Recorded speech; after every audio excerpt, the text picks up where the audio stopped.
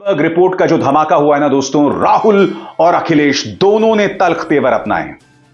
राहुल गांधी ने बहुत ही दिलचस्प अंदाज में अपनी बात रखी है जो मैं आपको सुनाऊंगा, मगर लब्बो लबाब क्या है दोस्तों उनकी बात का आपके स्क्रीन पर।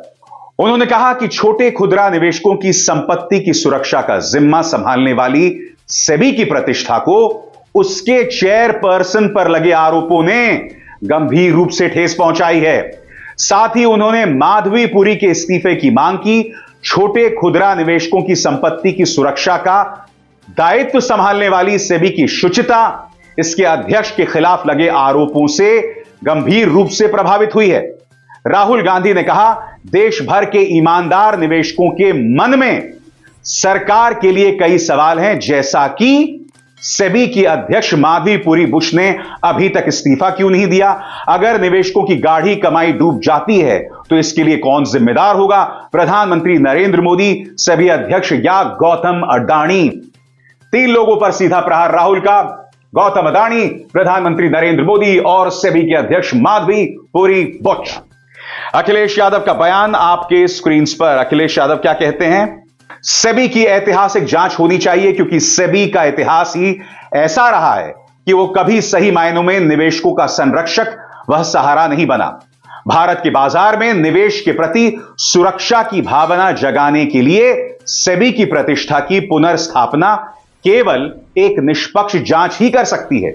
सेबी प्रकरण की गहन जांच भारत की अर्थव्यवस्था की अपरिहार्यता है। सीधी सी बात दोस्तों, जांच के बगैर यह मामला आगे नहीं बढ़ सकता। माधवीपुरी बुश के इस्तीफे के बगैर यह मामला आगे नहीं बढ़ सकता। प्रधानमंत्री नरेंद्र मोदी को अपनी बात सामने रखनी पड़ेगी। और सबसे बड़ी बात, सुप्रीम कोर्ट के फैसले पर गौतम अडानी समूह की गलत बयानी। सेबी ने क्या कहा है? उसने कहीं ना कहीं हिंडनबर्ग के कई दावों को सही बता दिया है आपके स्क्रीन पर। अपने बयान में सेबी ने निवेशकों से शांत रहने की अपील की। सेबी ने निवेशकों से अपील की है कि वे इस तरह की रिपोर्टों पर प्रतिक्रिया देने से पहले शांत रहें, पूरी सावधानी बरतें। उसने निवेशकों से यह भी कहा कि वे अपने रिपोर्ट में दिए गए डिस्क्लेमर को ध्यान से पढ़ें। इसमें कहा गया है कि पाठकों को यह मान लेना चाहिए कि रिपोर्ट में शामिल प्रतिभूतियों में हिंडनबर्ग रिसर्च की शॉर्ट पोजीशन हो सकती है। उन्होंने इस बात पर जोर दिया कि सेबी के पास हितों के टकराव से संबंधित मुद्दों के समाधान के लिए पर्याप्त आंतरिक तंत्र हैं। चेयरपर्सन ने हितों के संभावित टकराव वाले मामलों में खुद को अलग कर लिया।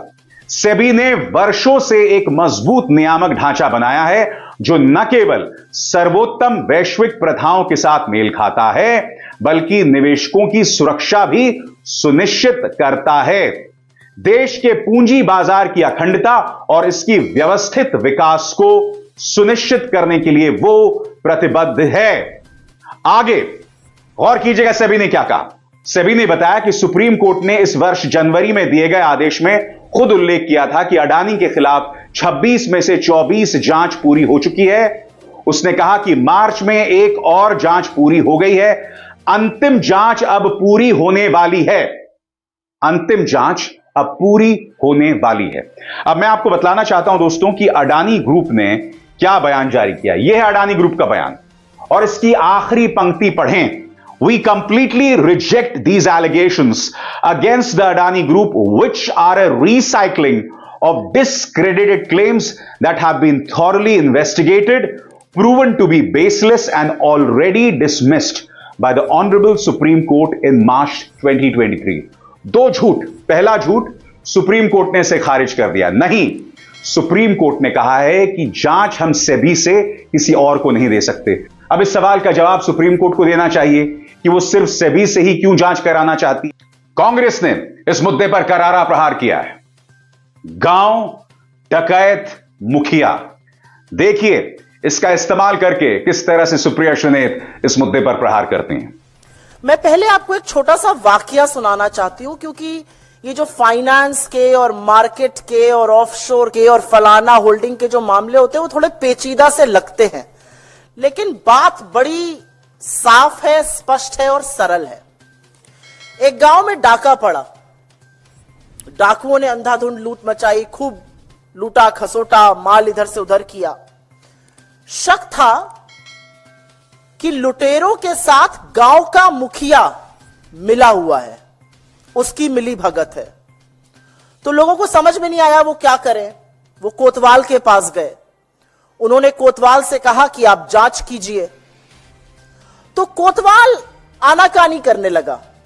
कोतवाल कभी इधर की बात करे, कभी उधर की बात करे, कहे कुछ सबूत नहीं मिल रहा है। कोतवाल बगले झांकता था, लोग परेशान हो गए। फिर एक दिन सुबह सुबह पता चला कि लूट का माल तो कोतवाल के घर भी जा रहा था। तो एक मुहावरा हमारी तरफ कहा जाता है, जब सैया भय कोतवाल तो डर काहे का। और ऐसी ही कुछ कहानी अडानी महाघोटाले की भी प्रतीत होती है। सुप्रिया श्रीनेत सीधा सवाल करती हैं, क्या अडानी महाघोटाले की जांच इसलिए नहीं हो रही क्योंकि जिसे जांच करनी थी वो रिपोर्ट के मुताबिक खुद इस मामले में शामिल है? सीधा प्रहार माधवी बुच पर, सुनिए। तो अब एक स्वतः सवाल उठता है कि क्या अडानी महाघोटाले की जांच इसलिए नहीं हो रही थी क्योंकि जिसको जांच करनी थी इस रिपोर्ट के अनुसार, इस रिपोर्ट के मुताबिक वो कहीं ना कहीं उसमें संलग्न थी। सब्सक्राइब कीजिए न्यूज रिएक्शन चैनल को और प्रेस कीजिए नोटिफिकेशन बेल को ताकि आप पास के लेटेस्ट न्यूज अपडेट्स सबसे पहले